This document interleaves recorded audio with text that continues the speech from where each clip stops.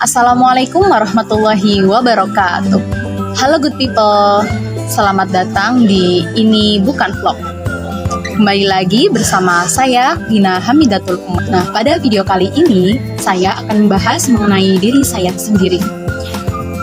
Nama lengkap saya Lina Hamidatul Umar, dan orang-orang biasa manggil saya Lina. Saya merupakan anak pertama dari 3 bersaudara. Bapak saya bernama Muhadik dan ibu saya bernama Khotimatun. Saya berasal dari sebuah kabupaten kecil di wilayah Jawa Tengah, yakni Kabupaten Kebumen. Saya merupakan orang yang memiliki proporsi tubuh cukup ideal, tidak terlalu tinggi, tidak juga terlalu pendek. Tinggi badan saya kurang lebih 155 hingga 160 cm. Begitu pula berat badan saya kurang lebih 50 hingga 55 kg. Saya juga merupakan orang yang terbiasa menggunakan kacamata. Bahkan orang-orang di sekeliling saya mengenali saya melalui kacamata saya. Jika saya melepas kacamata saya, orang-orang akan sulit untuk mengenali saya dan merasa pangling dengan saya.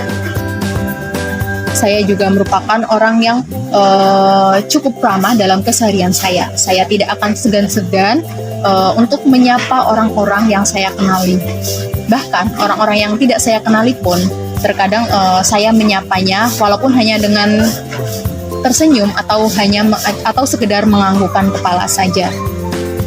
Saya juga termasuk orang yang memiliki percaya diri yang cukup tinggi. Bisa dikatakan saya juga merupakan orang yang berpendidikan tinggi. Karena alhamdulillah saya bisa menempuh pendidikan hingga perguruan tinggi, serta saya bisa menempuh pendidikan di pesantren. Bahkan sejak saya SD hingga saya berkuliah saat ini. Sebagai seorang manusia, tentunya saya tidak terlepas dari yang namanya kekurangan dan kelebihan. Saya pasti memiliki hal tersebut. Hingga saat ini, kekurangan dan kelebihan yang ada dalam diri saya masih terus saya explore, terus saya cari, dan saya kembangkan sejauh mungkin dan seluas mungkin. Karena seringkali saya masih merasa kesulitan ketika saya diminta untuk mengidentifikasi apa kekurangan dan kelebihan saya. Saat ini, beberapa kelebihan yang saya sadari yakni diantaranya kemampuan saya dalam bidang public speaking. Saya merasa bahwa saya memiliki potensi yang cukup besar dalam bidang public speaking ini.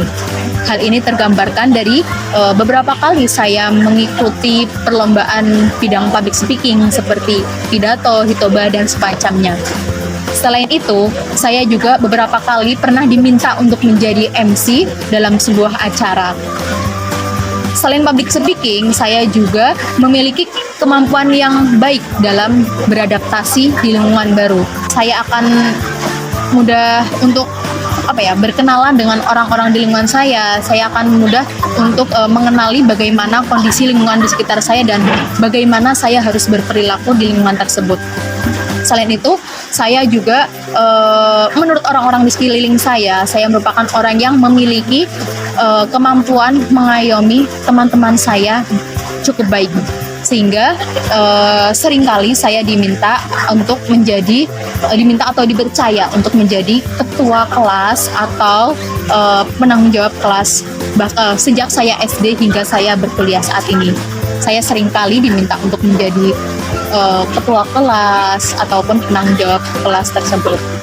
Selain itu, kemampuan kepemimpinan ini saat ini juga sedang saya tunjukkan dan saya kembangkan dengan saya menjadi ketua panitia di sebuah acara yakni Pekan Tafsir yang beberapa kelemahan yang saya sadari yakni orang yang cukup ceroboh dan sering gerusak-gerusuk atau tergopoh-gopoh karena mungkin saya yang kurang hati-hati dalam melakukan sesuatu atau meletakkan sesuatu. Saya juga termasuk orang yang cukup mudah panik ketika ada pressure atau ketika ada hal-hal yang di luar rencana atau di luar dugaan.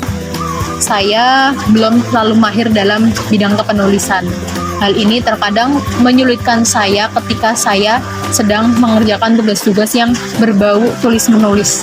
Belum lagi di prodi saya yakni psikologi cukup sering adanya penugasan yang berkaitan dengan kepenulisan. Nah, penugasan-penugasan inilah merupakan salah satu cara untuk mengembangkan kemampuan kepenulisan yang saya miliki. Yang nantinya semoga saja kemampuan ini bisa berkembang dan menjadi potensi yang cukup baik bagi saya. Selain itu, saya juga masih mengalami kesulitan dalam mempelajari bahasa asing. Padahal di prodi saya cukup sering atau cukup penting digunakannya bahasa Inggris. Nah, justru saya masih cukup kesulitan untuk mempelajari ini.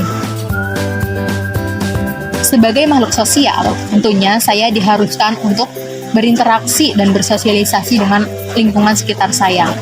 Ketika saya berinteraksi dengan orang-orang di sekeliling saya akan cenderung melihat orang tersebut seperti apa.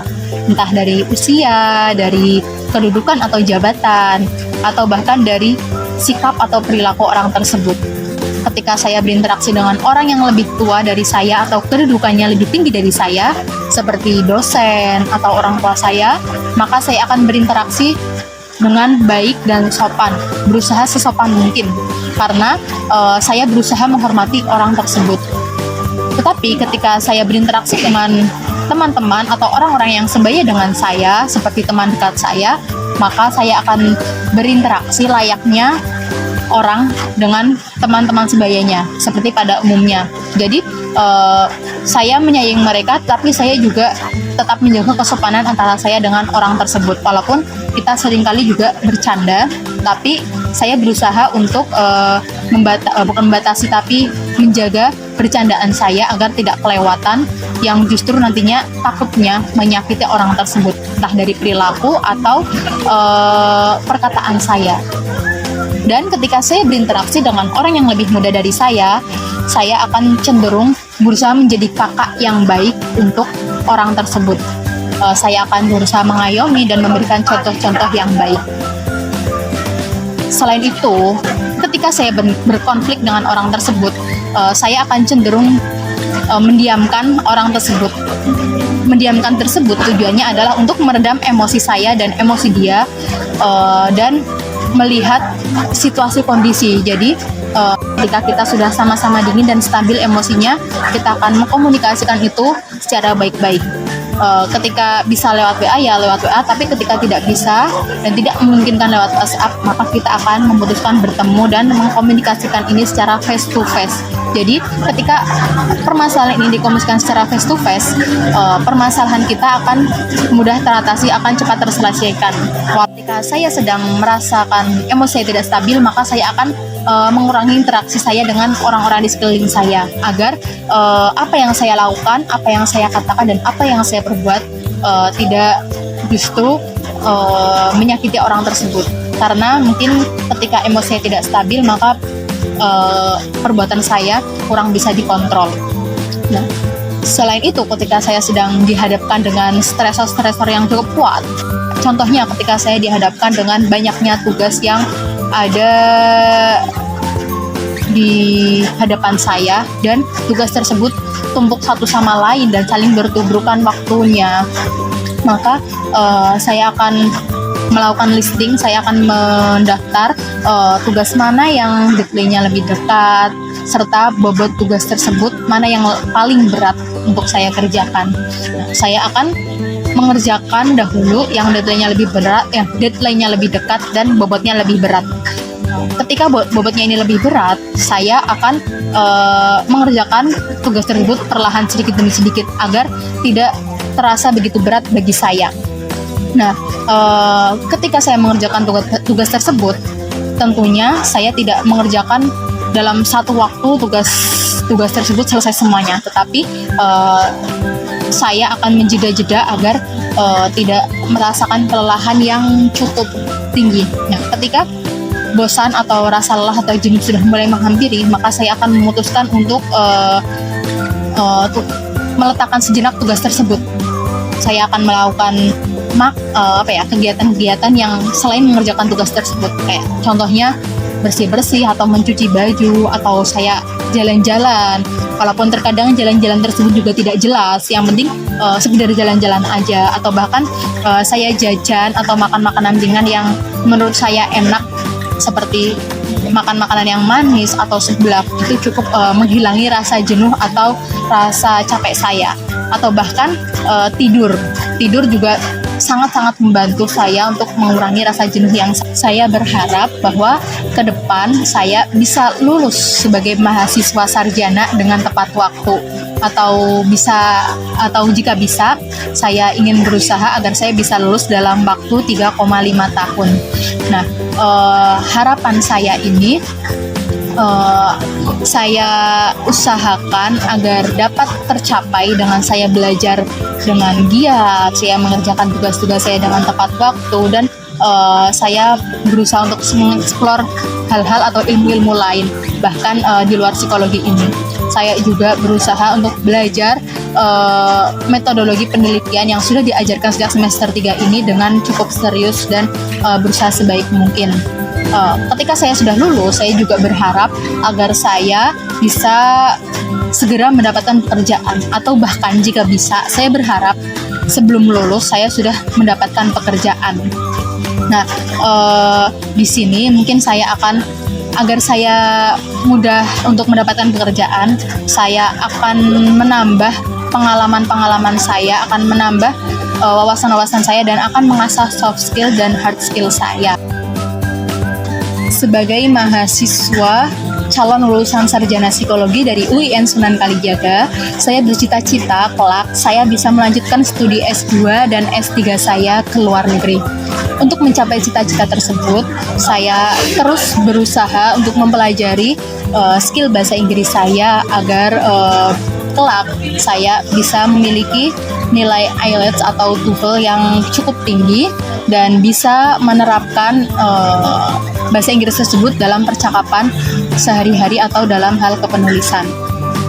Selain itu, saya juga sering mencari informasi-informasi terkait bagaimana cara mendapatkan beasiswa atau bagaimana cara berkuliah di luar negeri dan bagaimana cara mendapatkan kesempatan tersebut. Selain itu, di 5 tahun atau 6 atau 7 tahun mendatang, saya berharap, saya bercita-cita saya sudah bisa menjadi seorang HR atau HRD. Nah, untuk mencapai cita-cita tersebut, saya sering kali melihat bagaimana influencer atau tokoh-tokoh publik yang bekerja di bidang hal yang sama membagikan pengalaman mereka. Saya juga sudah mengikuti beberapa organisasi yang mana dalam organisasi tersebut saya tergabung dalam staff HR, yakni di antara lain Indonesian Future Leader, yang mana di situ saya juga menjadi staff HR, dan saya bergabung juga dengan laboratorium psikologi industri organisasi di UIN Sunan Kalijaga, dan di situ juga saya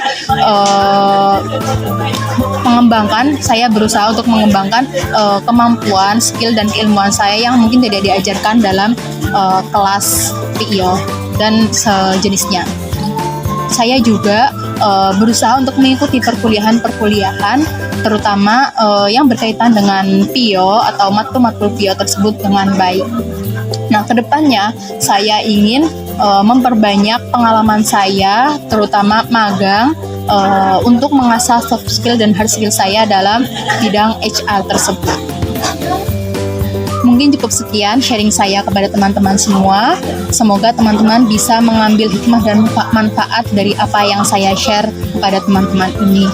Saya mohon maaf apabila terdapat beberapa hal yang mungkin menyakiti hati teman-teman semua atau tidak berkenan di hati teman-teman semua.